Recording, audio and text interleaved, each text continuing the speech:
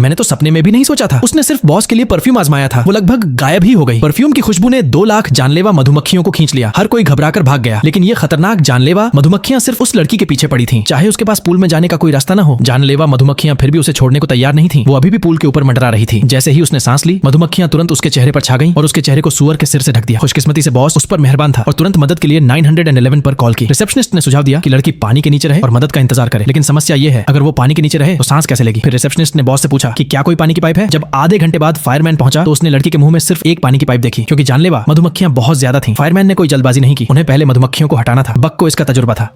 उसने कहा कि वे धुएं का इस्तेमाल कर सकते हैं, जैसे पिछली बार किया था, ताकि जानलेवा मधुमक्खियां भगा दी जाए। लेकिन कप्तान उसे पागल होते नहीं देख सकता था। अब कोई फ्रीलांसिंग नहीं बकली, अंदर जाओ, पानी दो, छोटों की जांच करो, बड़ों को ये काम करने दो। कोई रास्ता नहीं था। ग्वांडा उसे मारने ही वाली थी। बक को पीछे रहकर लॉजिस्टिक्स संभालनी पड़ी। इस वक्त लड़की की हालत अच्छी नहीं थी। जानलेवा मधुमक्खियों ने एक वेंट ढूंढ लिया। वे पानी की पाइप में घुस गई ताकि उसके गले को ढंक सकें। लेकिन सबसे बुरी बात यह थी कि कप्तान कोई हल नहीं सोच पा रहा था। अगर ये यूं ही चलता रहा तो लड़की खतरे में पड़ जाएगी। खुशकिस्मती से ऐन वक्त पर बक, जो दिमाग इस्तेमाल करना पसंद करता है, उसने एक अच्छा तरीका सोच लिया उसे बचाने का। तुरंत कप्तान को रिपोर्ट दी। बक के मुताबिक यहाँ थोड़ी देर पहले एक परफ्यूम लॉन्च हुई थी, तो वे परफ्यूम का इस्तेमाल करके जानलेवा मधुमक्खियों को दूर ले जा सकते थे। और आईडी हैरान रह गया। जानलेवा मधुमक्खियां हटानी है, मेरी तरफ क्यों देख रहे हो। लेकिन बक दरअसल उसे ही चारा बनाना चाहता था। उन्होंने आईडी पर परफ्यूम छिड़क दिया ताकि वो सिर से पांव तक पूरी तरह ढक जाए। आईडी चुप हो गया। मैं ही टीम में सबसे तेज क्यों हूँ। सब कुछ तैयार था। कप्तान आईडी को विदा करने आया। खुदा हाफिज प्यारे। आईडी बहुत उदास था। उसे लगा कि वो खतरे में है। उसने दरवाजा खोला और पूल के इर्द गिर्द दौड़ने लगा। जैसे ही खुशबू फैली, जानलेवा मधुमक्खियां पागल हो गई। वो दीवानी होकर आई डी के पीछे दौड़ने लगी। पूल की सभी मधुमक्खियां हट गईं। बक और अन्य लोग तुरंत पानी में गए और लड़की को निकाल लिया। इस वक्त आईडी की सांसें टूट रही थीं। अब वो सिर्फ यही चाहता था कि सुरक्षा वाला सूट उसे बचाए रखे, जानलेवा मधुमक्खियों को अंदर घुसने का मौका न मिले। हालांकि दूसरी तरफ लड़की को बचा लिया गया था। उसके अंग सूज चुके थे और दिल की धड़कन धीमी थी। उसके सभी अंग धीरे धीरे गलने लगे थे। पता चला कि उसके शरीर पर बहुत ज्यादा जहरीले पदार्थ थे। ये पदार्थ हर पल जहर छोड़ रहे थे। अगर यही सिलसिला चलता रहा तो लड़की की जान खतरे में पड़ जाएगी। लेकिन उसके शरीर पर जहर इतना ज्यादा था कि पूरी सफाई में कई घंटे लगेंगे। डर है कि वो इतनी देर तक जिंदा न रह सके। अचानक एक बूढ़े ने रोशनी की चमक दिखाई। उसने कहा कि हम सारे जहरीले पदार्थ एक साथ निकाल सकते हैं। कैसे। डक्ट टेप से। मैं कहता हूँ ये सब कुछ ठीक कर देती है। जानलेवा मधुमक्खियों ने यह सुना। उन्होंने तुरंत फर्स्ट एड किट से टेप निकाली। पानी पहुंचने के बाद उन्होंने उसे हाथ पर लगाया और फिर उसे खींचकर उतार दिया। बहुत अच्छा काम किया। लग रहा था कि वाकई दबाव कम हो रहा है। चूंकि जहरीले पदार्थ तुरंत निकल गए, लड़की के शरीर में ऑक्सीजन की मात्रा बहाल होने लगी। उसकी नब्ज भी स्थिर हो गई। खुदा का शुक्र है, उसकी जान आखिरकार बच गई। हालांकि एडी अब भी गर्मी में था। उसे सिर्फ एक 5 किलो वजनी जानलेवा मधुमक्खी अपने सिर पर नजर आ रही थी। उसका स्वाद मत पूछो, बहुत खट्टा था। खुशकिस्मती से कमांड सेंटर ने जल्द ही एक पेशेवर मधुमक्खी पकड़ने वाला भेज दिया। वो एक वैक्यूम क्लीनर लाया और सारी जानलेवा मधुमक्खियों को चूस लिया। संकट समाप्त हो गया। बक बहुत खुश था। उन्होंने एक बार फिर जानलेवा मधुमक्खियों को हरा दिया और काली बहन वहां आ गई। बक का शुक्रिया, वे लड़की को समय पर बचाने में सफल हो गए। लेकिन कप्तान का चेहरा काला था। तुम ट्रॉफी चाहते हो। उस कप्तान की बात करो तो वो बहुत बदकिस्मत था। उन्होंने समझा कि जानलेवा मधुमक्खियां खत्म हो चुकी हैं, लेकिन बाहर अब भी एक बड़ा झुंड था और वो बदनसीब इंसान जहाज चला रहा था और मधुमक्खियों से टकरा गया। जारी रखो। चलो चलो चलो चलो चलो चलो चलो चलो चलो।